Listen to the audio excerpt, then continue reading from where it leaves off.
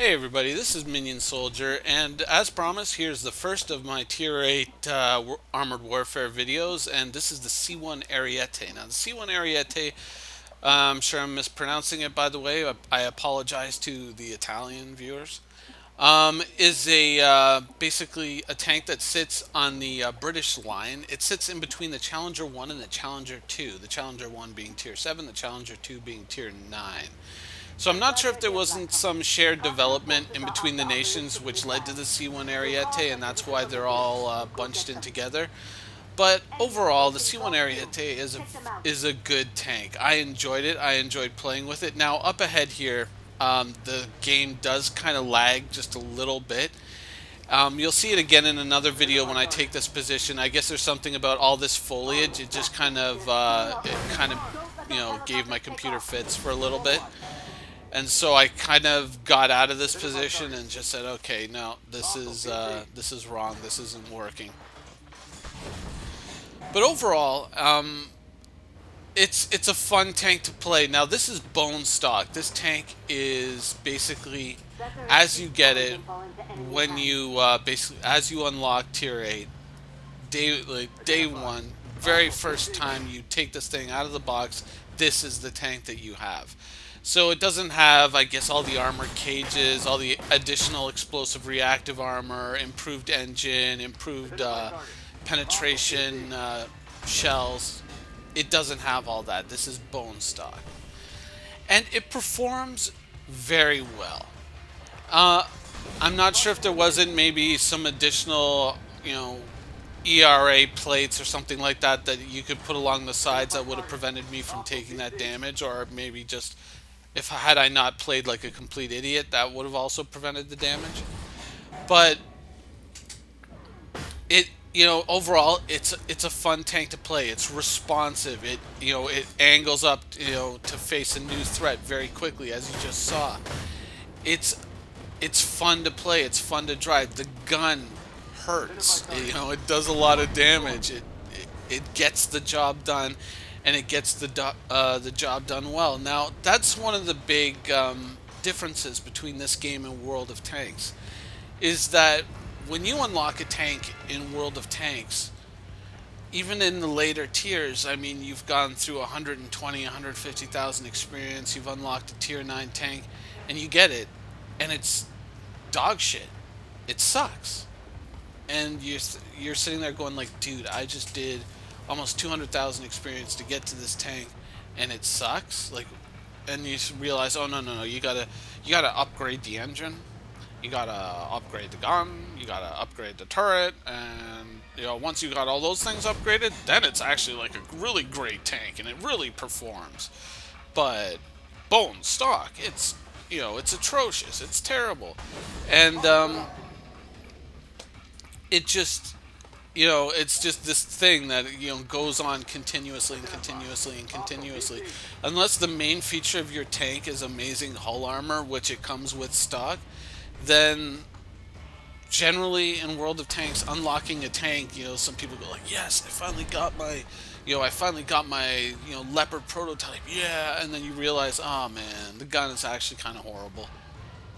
I gotta unlock the good gun, and I gotta unlock the good engine, I gotta unlock this and that, and it's kind of a drag. It's kind of anticlimactic to finally get to,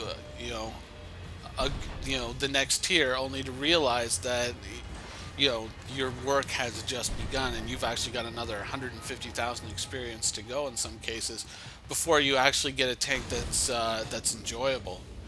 Well, until you get to tier 10. Once you get to tier 10, everything, in most cases, everything is unlocked. There's still a few tier 10s where you still have to unlock another gun or something like that, which is also stupid. But anyways, with this game, when you unlock a tank, you're getting a good tank. You're getting a serviceable and usable tank. And another thing is what I'm doing right here is I'm playing in PvP mission, or PvE missions rather.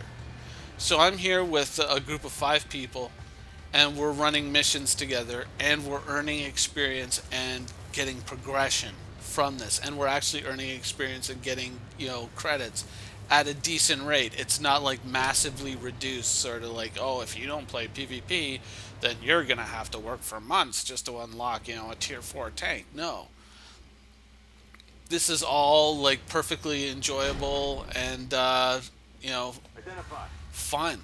So you don't have to deal with a lot of the PvP nightmare that exists on World of Tanks. And I'll kind of go into that in another video, but it offers you an alternate path to progression, and that was a really great thing. But I mean, the main theme that I kind of wanted to cover in this video was the fact that you're getting a usable tank on day one. You're getting a good tank on day one, and all the improvements just dial it up to the next level, and it's really really good. I never had a lot of knowledge in regards to like the Italian main battle tank. I didn't know a lot about it. I don't even know how to pronounce the name. I'm just guessing.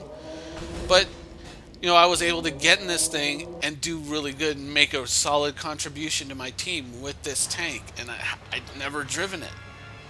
I didn't know. And it's very accurate. It's mobile. It's easy to react to a changing situation in this tank. It's not sluggish. It has very solid front armor as far as I've seen. And it gets the job done, and it gets the job done well. And yeah, I mean, that's really from my experience with this. I'm not too sure because I never got around to unlocking the challengers, so I'm not sure what they're like, if they live up to their reputation for indestructibility as they have in the real world. But overall, if the challengers are like this, then the challengers are, is that the reason why they're all bunched together? If they're similar like this, then the challengers are good tanks. They're damn good tanks, because this thing was fun to drive. And I was a little bit shocked that because I mean, when you think main battle tanks, no one goes like, well, Italy's got a hell of an armored program. Not to be insulting, but it's not the first name that you think of when you think of like tanks. You think like Russia, Germany, United States, England. Like, you don't really normally wouldn't really think of Italy, but here it is, and it kicks ass. It's a great tank, and I think overall, I mean, if you're going up the British line, I don't think you're going to be disappointed with this at all. I think it's solid. It's absolutely solid, and it performs very, very well.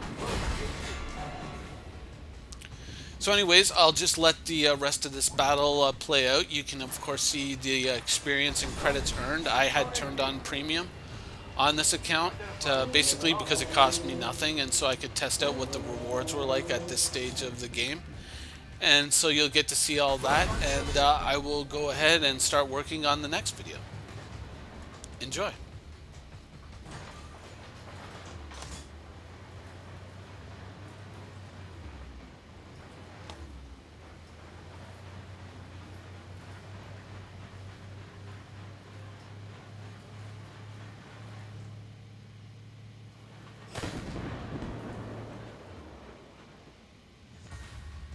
All right, the Sams are taking out their cargo plane. Good work, Black Company.